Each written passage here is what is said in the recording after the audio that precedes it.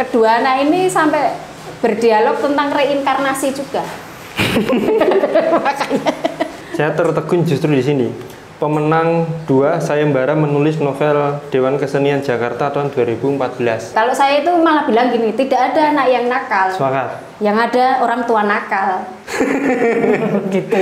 Ada nggak yang beririsan isi buku ini dengan mata pelajaran yang jenengan ampuh gitu? Ya menyisakan sedikit gajinya ya, ngasih makan. Waduh, gitu ya.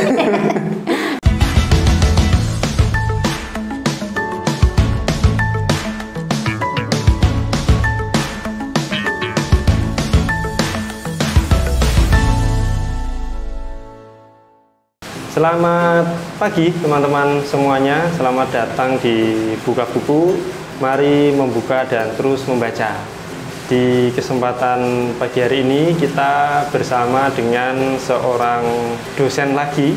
Setelah kemarin kita juga membuat konten dengan salah satu dosen di salah satu kampus di Solo. Ini kita juga membuat konten lagi dengan Bu dosen. Selamat pagi Bu. Kalau boleh tahu Bu siapa namanya? Murfiah. Bu Murfiah teman-teman. Dosen UMS. UMS. Teman-teman kalau kuliah di UMS jurusannya apa Bu? PGSD. PGSD. Spesifik mata kuliahnya? Perkembangan peserta didik. Perkembangan peserta didik. Oke.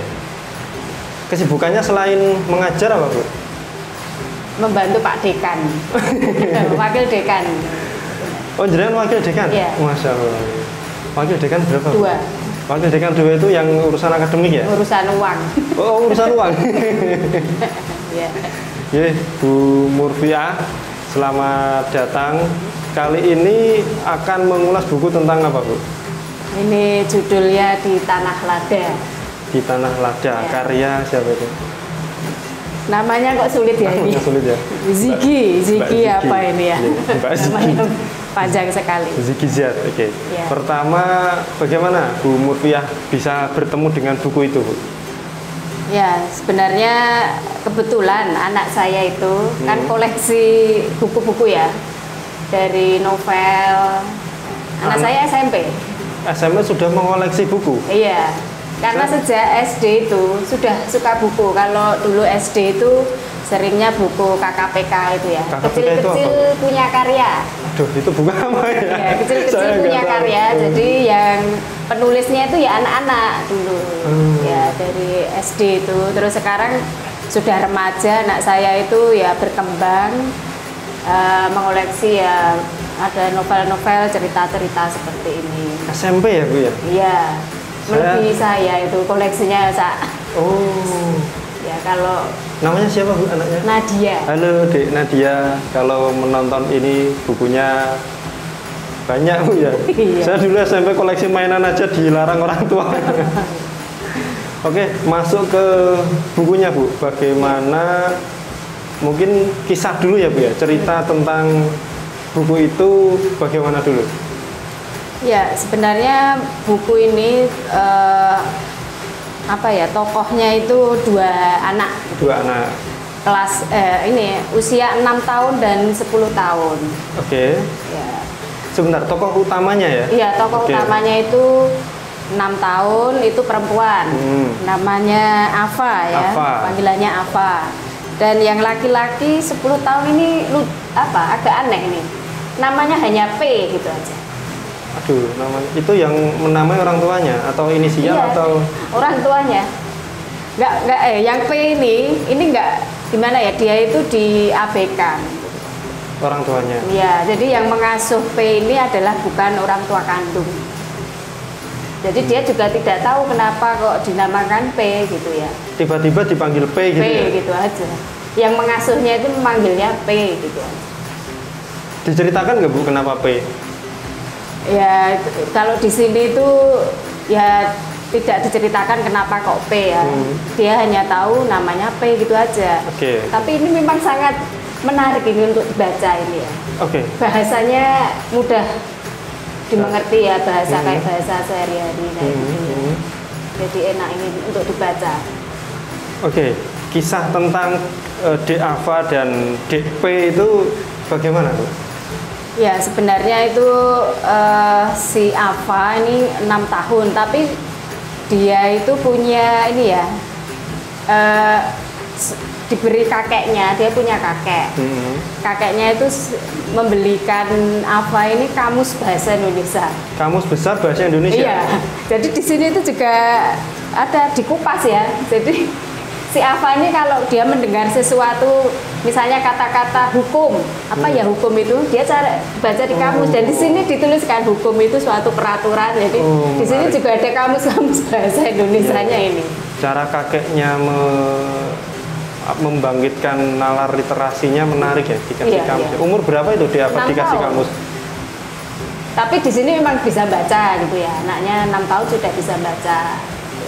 6 tahun itu memang sudah bisa baca, Bu? Ya ada yang bisa sih, kan mau ke SD ya, jadi TK besar, mau ke SD. Oke. Ya memang ini anak yang cerdas. Saya 6 tahun masih ngompol. Iya. Memang ada perkembangan, mungkin perkembangan ini masuk dikaitkan dengan mata kuliah juga. Oh boleh. Ya, jadi untuk perkembangan anak itu masing-masing anak itu kan berbeda-beda. Betul. Masa matangnya, kebetulan si Ava ini memiliki kemampuan yang lebih dari anak seusianya. Dalam bahasa mungkin membaca gitu ya. Memahami gitu. Ya. Jadi dia ya bisa baca 6 tahun sudah. Kalau sebenarnya ya untuk pemahaman dia kurang karena baca ada kamusnya. Itu dia kalau ada perkataan orang-orang dewasa dia kurang mengerti itu langsung buka kamus. Ini artinya apa kayak gitu ya, kayak hukum, terus apa ya, di sini juga disebutkan ya. Jadi kalau di bagian belakang ini ya, biasanya orang tua itu seneng kalau anaknya itu pintar berbahasa Inggris.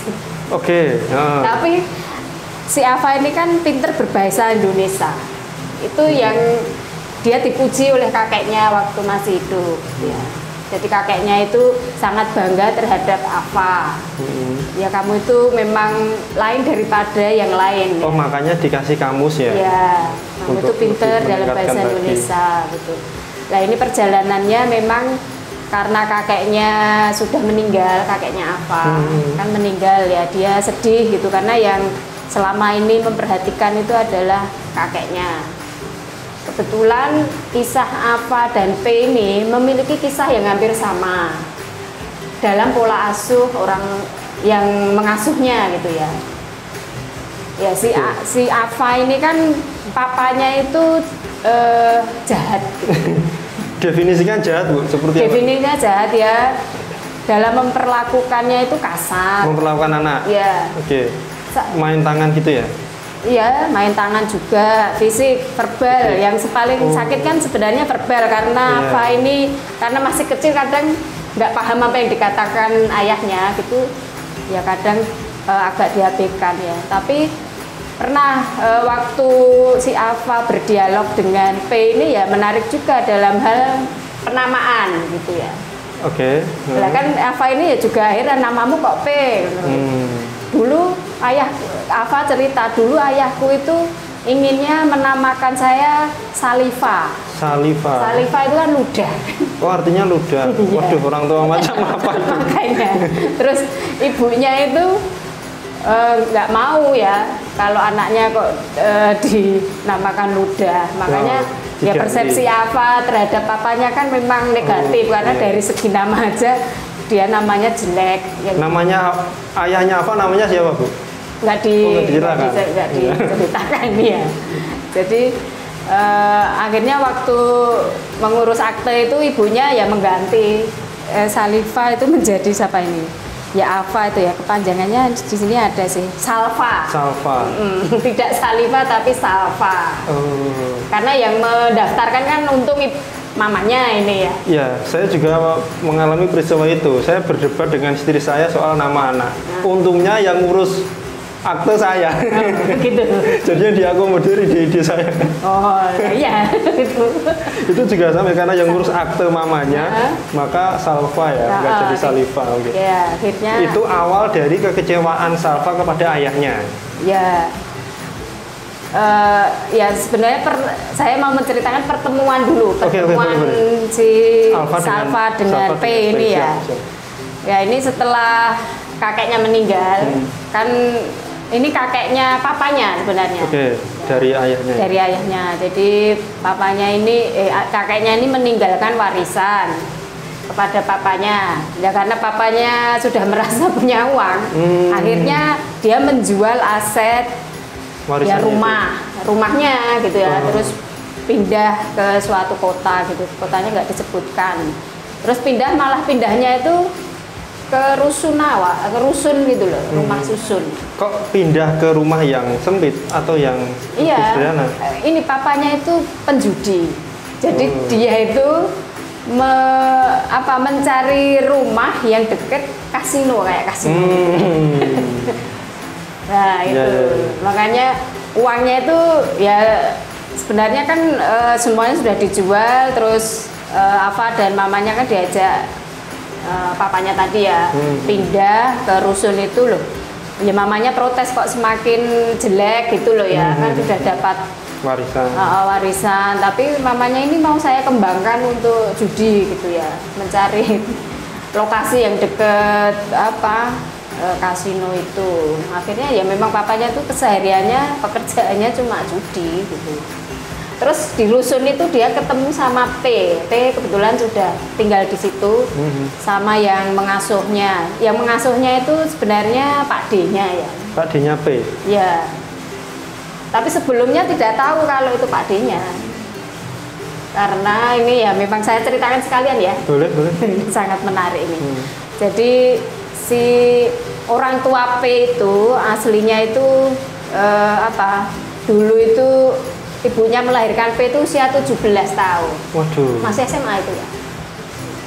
Iya. Jadi itu ya kadang pergaulan anak muda. Ini juga mencontohkan ini ya. Jadi di sini bisa diambil pelajaran juga dari pergaulan yang bebas sehingga melahirkan seorang anak. Orang tuanya itu kan belum siap ya kalau 17 tahun. Akhirnya si P ini kan dititipkan sama kakaknya mamanya. Berarti Ibu D-nya sebenarnya ya. Budenya. Jadi dititipkan sama budenya, akhirnya malah keluarga budenya itu juga ruwet juga. Akhirnya budenya itu pergi kabur. Jadi Pak D-nya Pak D bukan Pak D asli ya. Makanya bukan Pak D asli? Ya yang saudaranya kan budenya. Oh iya. Kalau untuk ikatan darahnya kan ke budenya ya. Nah akhirnya mungkin Pak D-nya itu merasa ya dikhianati istrinya ya, akhirnya pelampiasannya keponakannya ya itu ya. Waduh, ke P itu tadi ya? Nah, ke P. Makanya perlakuan ini ya Pak D-nya itu dengan P itu ya sangat sampai kekerasannya itu setrika. Makanya ini. Kok saya tertawa? Nah, iya. Setrika. Iya, dia dinyonyos setrika kayak gitu. Makanya usia 10 tahun P ini ya tidak sekolah ya, karena memang tidak ada perhatian dari orang dewasa ya maupun orang terdekatnya. Kemudian bertemulah P dan Ava ini di rusun itu, di rumah susun itu. Pertemuannya ya si P ini kan sering gitar gitu ya, punya gitar gitu. Waktu pertama ketemu ya dikiranya Ava itu si P itu pengamen, anak pengamen gitu. Nah, akhirnya mereka saling saling cerita gitu ya, berbagi bersama ya, berdialognya itu ya sangat lucu ya anak-anak ya. Oh, di situ sampai diceritakan ya, dialognya Ava dan P. Ya, maksudnya tentang apa gitu. Karena Ava ini kan ya masih kecil ya. Kan si P ini sangat sabar dengan malah sabar ya? Iya, sama Ava ini. Misalkan kalau dia tahu mereka berdua kemana gitu ya, misalnya ke warung makan. Karena Ava ini kan nggak bisa makan ayam. karena masih kecil ya.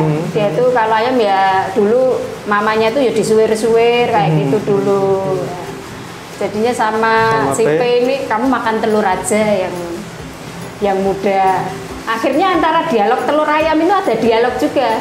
Lucu ya Bu ya, khas anak ya. Iya, khas Jadi anak. Penulisnya keren ya Bu ya. Iya, bisa ke situ ya. Bisa menjiwai anak-anak juga. Pertanyaannya begini Bu, kok ada ya anak atau mungkin bisa di yang Ibu pelajari gitu ya.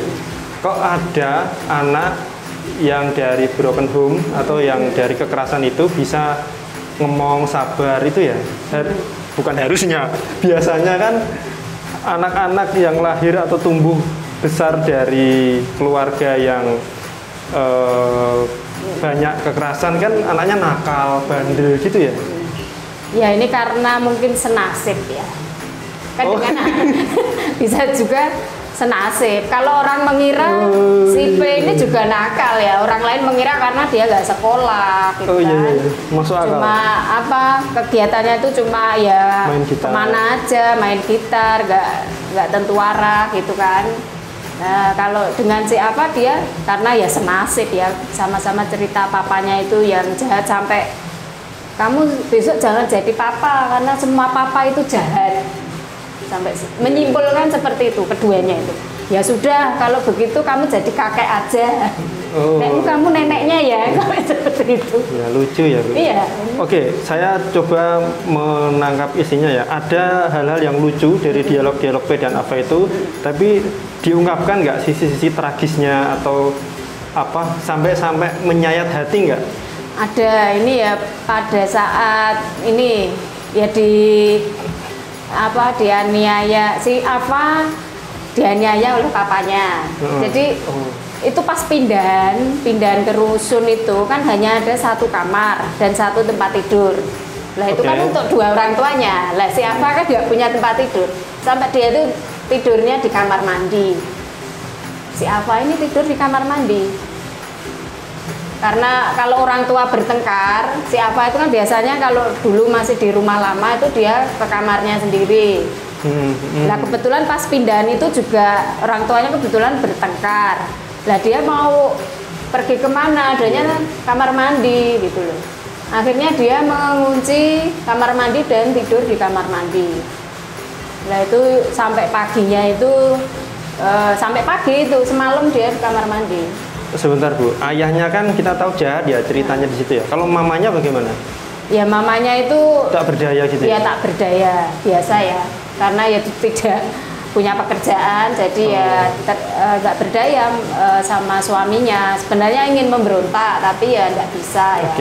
Akhirnya dibiarkan aja anaknya itu tidur di kamar mandi, mungkin itu lebih selamat persepsi ibunya ya daripada nanti dia ditabloi sama ayahnya gitu. Saya kira tadi ibunya tidak peduli enggak. Sampai dia ke kamar, ternyata itu bentuk kepedulian yang lain ya. Kepedulian. Benar. Ya sebenarnya peduli ibunya ya sama anaknya. Itu juga terlihat dari waktu karena nggak punya tempat tidur, P itu memberi si Ava ini senangnya cerita sama P. Saya semalam tidur di kamar mandi karena saya kan nggak punya tempat tidur. Boleh saya lihat gitu kan. Terus akhirnya si P ini memberi masukan, kamu punya koper toh pas pindahan? Ya punya. Nah kopernya dibuka aja. Nanti baju-bajunya kan disusun di kopernya itu, terus diberi alas apa gitu ya, suruh diberi alas, kamu tidur di situ gitu. Jadi tidurnya di atas koper. Lah waktu ayahnya papanya itu tahu, malah ini si Ava ini malah mau dibungkus ke kopernya, mau ya pokoknya mau dimasukin ke kopernya si Ava ini. Oh itu kamu tidur kok ya di situ gitu loh. Nah akhirnya ya ditolong sama mamahnya sih ya. Mamanya kan ya nggak tega, terus ya dihalang-halangi sama mamanya. Akhirnya si Ava ini suruh keluar, maksudnya kamu keluar aja. Kalau itu dari yang menyayat hati dari Ava, dari P itu juga ada. Yang tadi ya kekerasan di P itu lebih banyak sebenarnya. kekerasan fisiknya itu Iya, lebih iya. tragis gitu ya. Sampai disetrika. Kok aku guyun nih. Ya pakai pokoknya nggak boleh. P ini memang pendiam karena apa? Setiap dia berargumen misalkan dengan papanya itu pasti ya kena itu. Nggak hanya mulutnya aja papanya itu, tapi mesti ada tangan yang atau benda yang ada di sekitarnya itu. Oke Bu, ini kan judulnya Di Tanah Lada ya.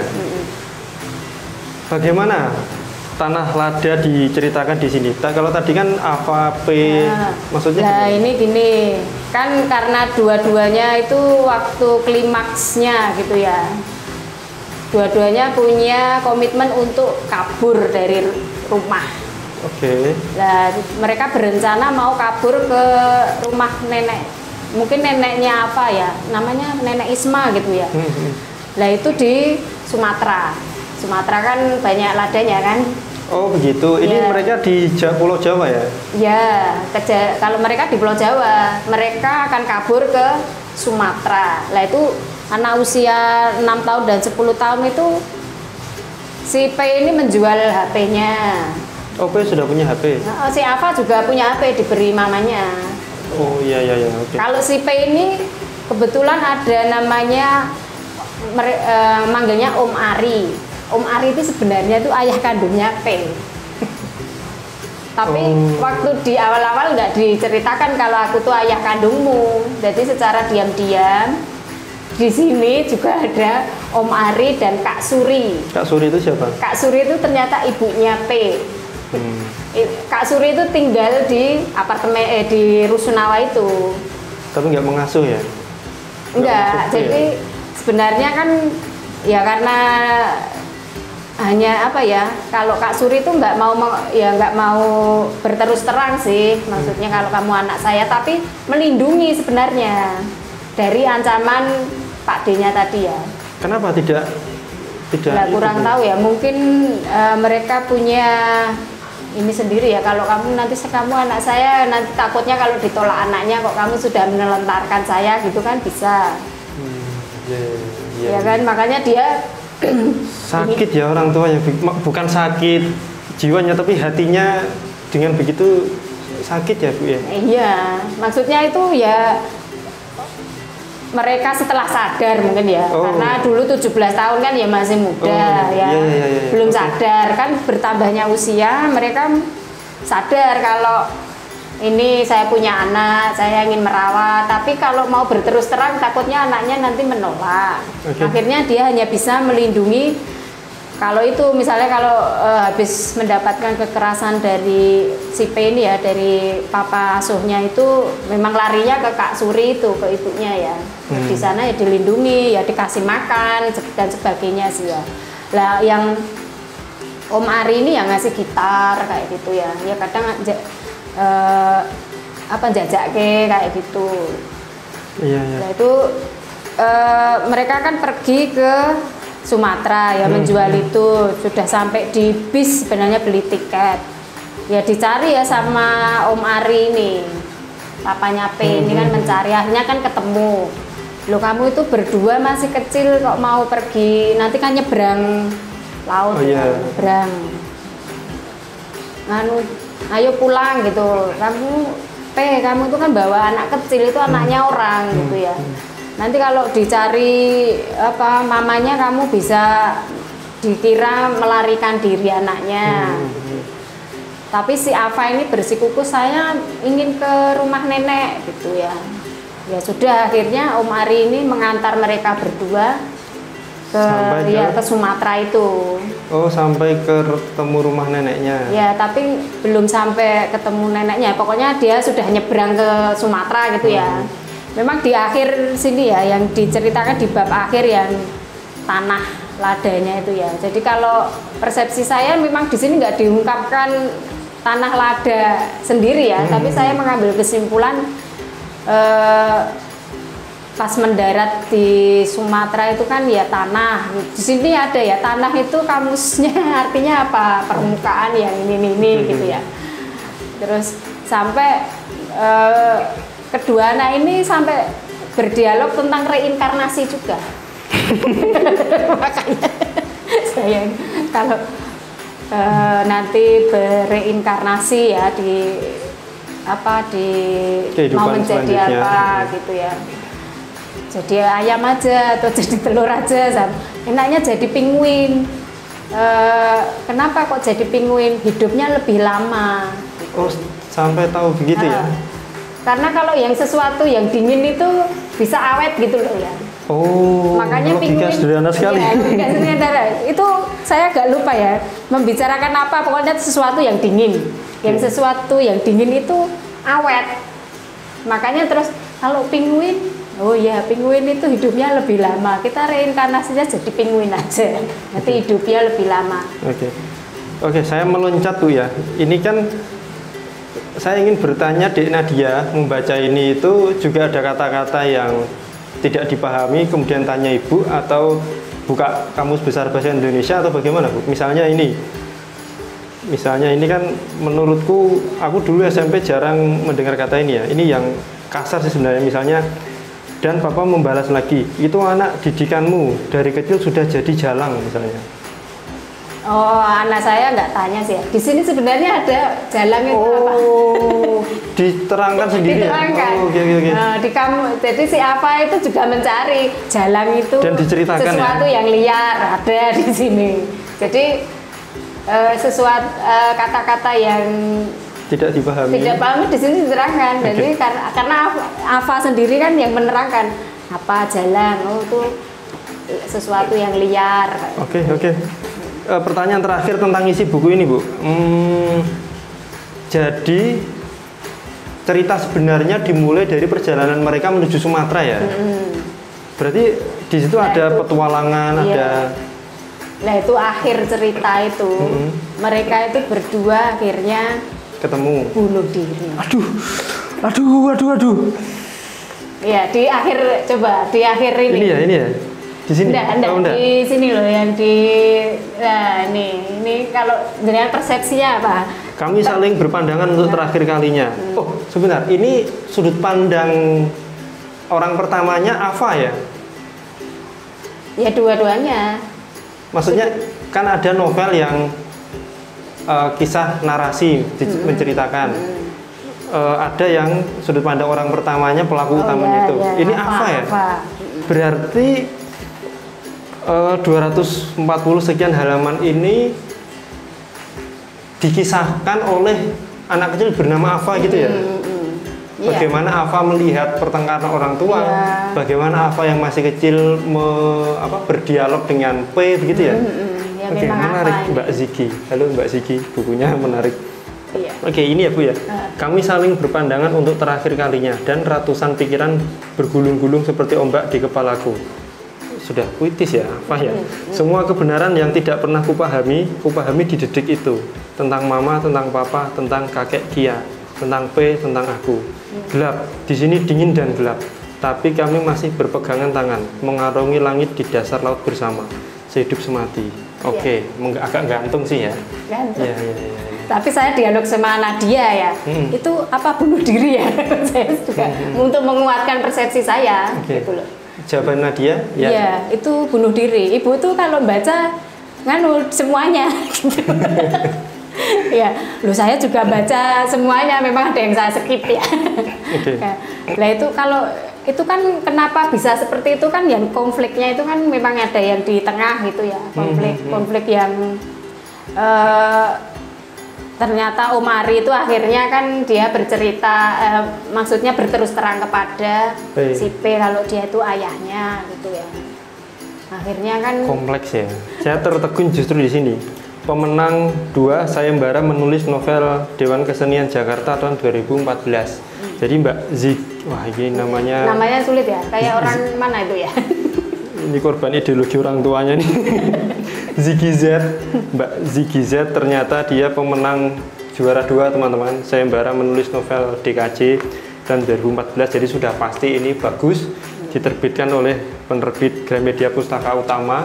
Dan kalau saya tadi suka di ini, dan menurut saya baru sudut pandang anak kecil tadi yang bercerita tentang peristiwa-peristiwa tentang mamanya, tentang papanya begitu. Oke, selanjutnya begini Bu, Ibu kan dosen ya, mengajar mahasiswa. Ada nggak yang beririsan isi buku ini dengan mata pelajaran yang jenengan ampuh gitu? Ya ada ya, karena ini mengisahkan tentang pengalaman dari anak-anak gitu ya. Oke.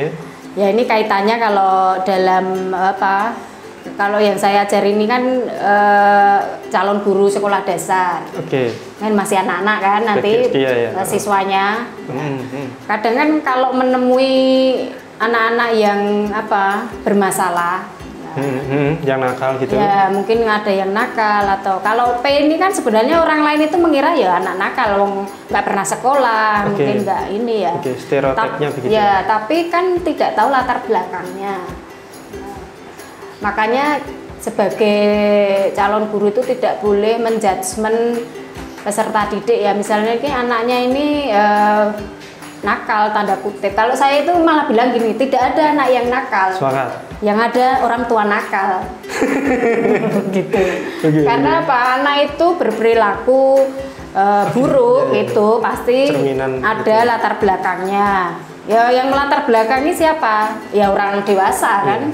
Orang dewasa di sekitarnya itu ya bisa orang tuanya atau lingkungan yang di sekitarnya ya. Misalkan kalau ada anak berbicara kotor gitu ya, ya dilihat dulu lingkungannya bagaimana di rumahnya gitu kan. Kalau misalkan orang tuanya kalau marah kebun binatang keluar semua, ya otomatis anaknya akan terserap gitu ya. Ya akhirnya kan nanti di sekolah ya bicaranya sama seperti itu. Jadi nggak langsung diberi hukuman gitu ya, tapi harus diidentifikasi dulu. Ini didekati, terus home visit juga perlu tahu di rumahnya, lingkungan rumahnya itu seperti apa. Jadi kalau anak-anak yang bermasalah itu orang tua sebagai guru ya itu harus tidak hanya wawancara terhadap anaknya, tapi juga lingkungan di rumahnya, karena kompleks, anak itu kompleks. Betul. Ada lingkaran yang perlu ditelusuri semua. Jadi Ibu berpesan kepada mahasiswa jenengan untuk itu tadi, jangan menjudge lebih dini gitu ya Bu ya. Tapi pelajari dulu, cari tahu dulu apa sebabnya. Kemudian actionnya bagaimana Bu? Setelah tahu akarnya, setelah tahu kan tidak merubah anak itu kemudian jadi tidak begitu gitu. Ya biasanya kalau anak seperti itu Bu, kuncinya satu, kalau misalkan dia dari keluarga nanti broken home, butuhnya itu cuma satu, perhatian. Oh gitu. Ya diperhatikan saja.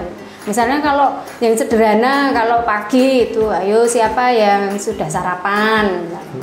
Sudah sarapan belum? Misalnya kalau di rumah dia broken home kan diabaikan ya. Baru sarapan kayak gitu ya.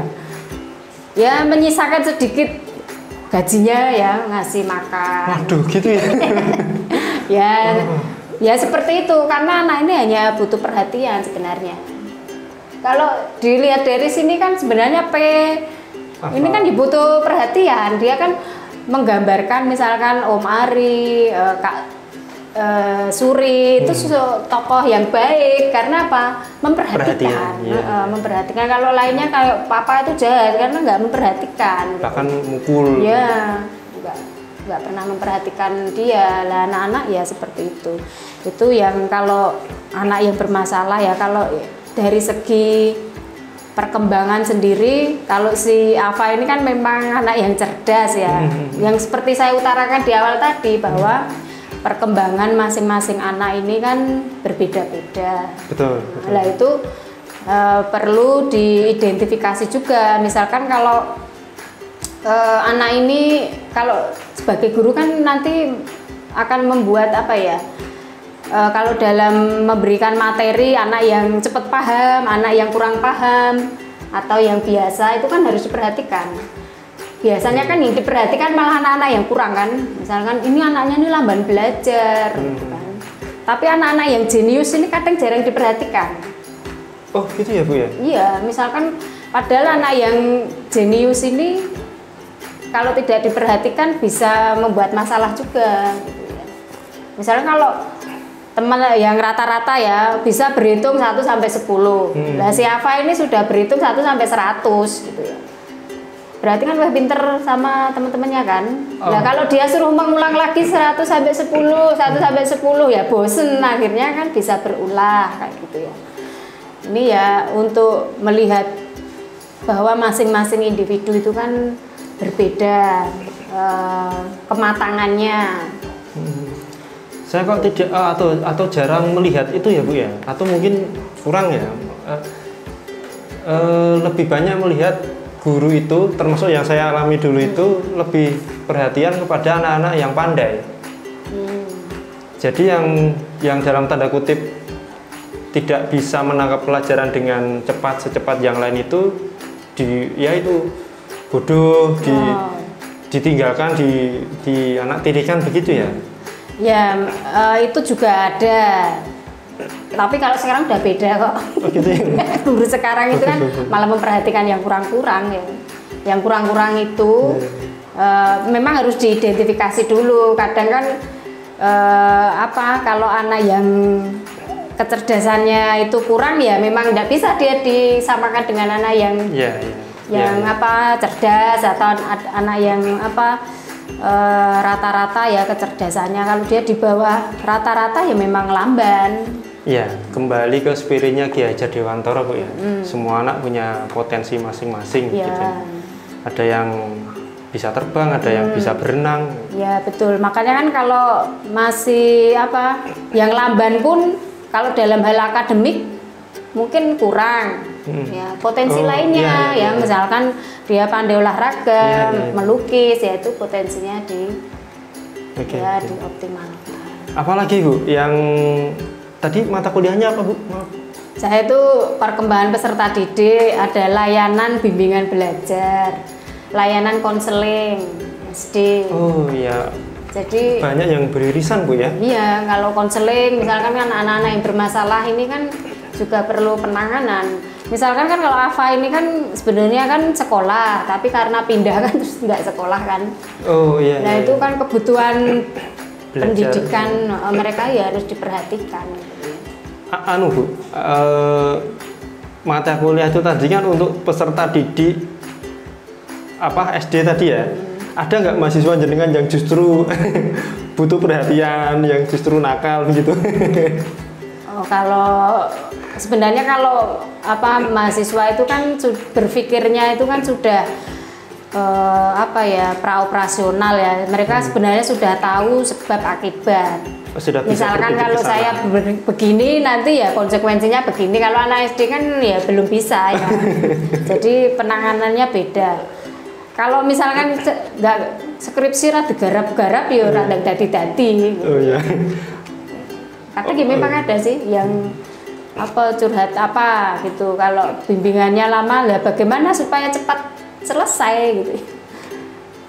Kalau misalkan sulitnya kalau yang sudah bekerja itu ya. Jadi susah kan membagi yang waktu. Akhir-akhir yang mahasiswa akhir itu banyak yang sudah bekerja, ya konsekuensinya harus mengutamakan yang mana gitu. Kan sudah 4 tahun sudah menjalani perkuliahan kurang saknyu gitu ya. Tapi saknyu itu yang malah ini berat gitu ya. Kurang skripsi aja itu berat. Saya dulu 8 tahun Bu. Makanya lah gitu toh. Pengen mengembara dulu. Pengen berpetualang dulu. Ya. Oke, ada lagi nggak Bu yang tentang perkuliahan atau gini aja Bu supaya ringkas cepat mahasiswanya suruh baca buku ini gitu aja. Ya boleh. Ini ceritanya menarik ini ya, menarik dan menyayat hati. Ya bisa dilihat ya ini dari kisah-kisah yang sudah saya ceritakan tadi ya. Bagaimana ini kan juga mungkin di realita juga ada. Betul. Kehidupan realita itu ada ya yang tidak kita sadari. Ini ya pernikahan dini seperti itu kan. Yang karena pergaulan bebas ya itu ya harus hati-hati ya. Karena semua itu dampaknya itu pasti ke anak gitu ya. Iya. Ya pasti anak itu akan menjadi korban karena merasa ya karena yang jadi apa ya subordinat apa namanya yang yang lemah gitu ya. Kalau di dalam keluarga itu yang paling lemah siapa? Ya anak, ya kan? Mesti anak yang jadi korban kekerasan gitu. Gak tahu ya, anak saya kok ya seneng ya kak novel-novel kekerasan seneng. Oh, ini bukan novel kekerasan Bu, ini novel tentang anak ya? Iya, tapi mengalami kekerasan gitu. Bagus ini. Kapan-kapan Dek Nadia bercerita buku yang lain. Ya nanti saya sampaikan. Tadi saya mau ajak besok mau ujian. Oh. Jadi belajar. Oke. Terakhir Bu, ada yang ingin disampaikan kepada teman-teman di luar sana atau kenapa harus membaca buku ini atau kenapa harus membaca atau kenapa harus peduli kepada anak atau pesan kepada mahasiswa jenengan? Monggo. Ya pesannya ya budayakan literasi sebenarnya. Sepakat Bu. Budayakan literasi karena dengan literasi itu sebenarnya bisa medianya bisa apa aja. Betul. Bisa apa aja karena kalau apa aja yang 6 tahun ini literasinya saya membaca ini terus jadi ini waduh jadi insecure. Iya ternyata literasi saya itu juga masih kurang. Iya. Ya itu perlu ditingkatkan. Tapi sebenarnya saya tuh dulu ya juga sudah seneng baca. Kalau dulu tuh saya sukanya membeli buku sampai ke Jogja. Oh, yang di belakangnya Taman Pintar itu ya? Ya, kalau dulu kan belum di sana, di mana itu? Pindahnya kan di sana. Jadi memang bagi mahasiswa ya sisihkan sedikit uang saku kalian untuk membeli buku. Ya. Jangan untuk menjajak ke yang itu terus. Jangan butuh pulsa, hei. Nah itu karena buku itu ya maksudnya dengan buku itu kita akan banyak wawasan. Betul. Baik itu buku apa aja yang kalian suka ya, novel boleh. Kalau dulu saya itu ya filsafat seperti tuku buku sih mau conen kok ya rapopo gitu ya. Atau gini aja tuh Bu, mahasiswa supaya dapat nilai plus atau supaya lulus mata kuliah tertentu harus resensi buku apa gitu tuh. Iya. Memang kok sekarang kalau menyuruh mahasiswa beli buku waduh angele ndadak wis dikei voucher loh. Kalau di UMS itu kan ada voucher 100.000 untuk beli buku ya. Gitu ya banyak yang tidak digunakan. Nah saya itu dulu mengumpulkan vouchernya teman-teman itu. Gitu.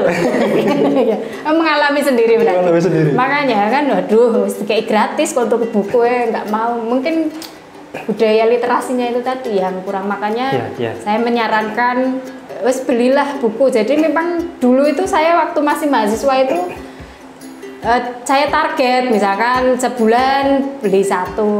Kalau misalkan uangnya dulu saya tabung gitu ya. Jadi kalau sudah agak banyak saya ke Jogja, nanti kalau sana kan lebih murah. Saya dulu itu Bu, kan ya dapat uang saku ya. Itu mungkin hampir semuanya saya beli buku. Saya makannya itu nasi kan magicom ya, sama kecap sama kerupuk. Wah luar biasa nggak dulu itu demi buku. Tapi 8 tahun. 8 tahun nggak apa-apa nih, ilmunya sakeh.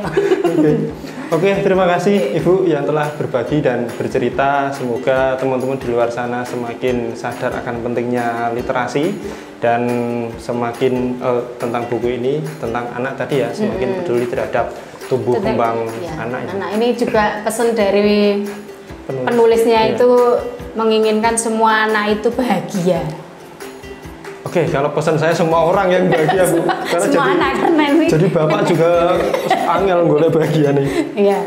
Oke, apresiasi kepada Mbak Ziki, Zesia, Zeoviana, Zabri. Saya membayangkan kalau mbaknya ini ngurus KTP atau ngurus administrasi, namanya siapa Mbak? Tak tulisnya Dewi Ziki, Zesia. Itu matur nuwun Mbak Ziki, bukunya keren. Begitu kita akhiri edisi kali ini. Sampai ketemu di buka buku selanjutnya.